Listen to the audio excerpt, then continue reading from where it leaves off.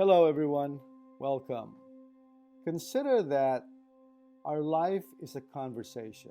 You could say that I'm an environmentalist. I help clean up a conversational environment. I think this pause that the universe has given us is an opportunity to really step back and reflect about who we are. Leadership. When you trace the Indo-European root of the word, you find leith, meaning to go forth, or to cross the threshold, or to go beyond to the other side, or to die.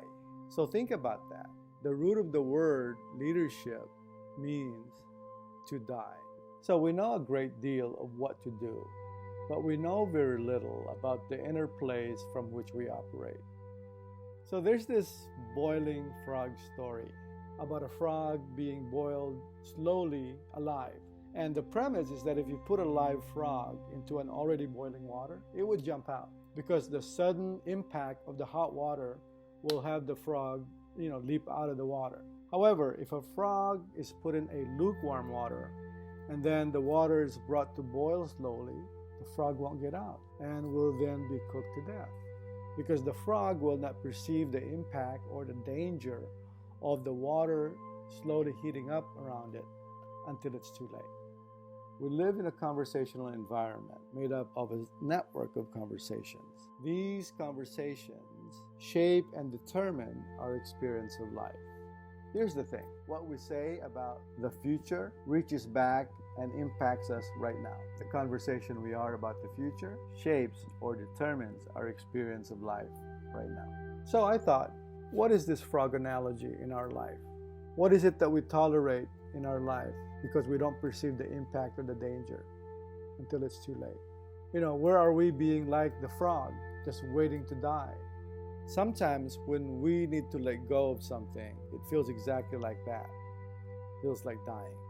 So I realized that I must foment a strong distaste for this kind of tolerance. And maybe we should all do that. What people miss is that there is no certain future. All futures are uncertain.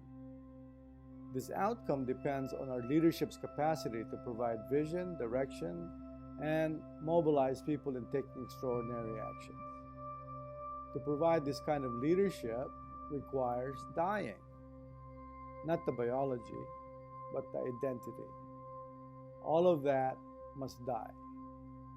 And leaders must get connected to something deeper and bigger than themselves. If they don't connect with that, they will always act out of their best interest. The self will always get in the way. Now, if we can step back long enough, we can really get connected to this thing that the universe wants and needs from us. And when we get connected with that, we can experience certain calmness, peace, and fulfillment. The kind of leadership necessary at this time presents an existential crisis to the self. To lead, the self must die. Leadership requires a shift from self-interest to selflessness. One gives you an experience of being empowered. One gives you an experience of being disempowered.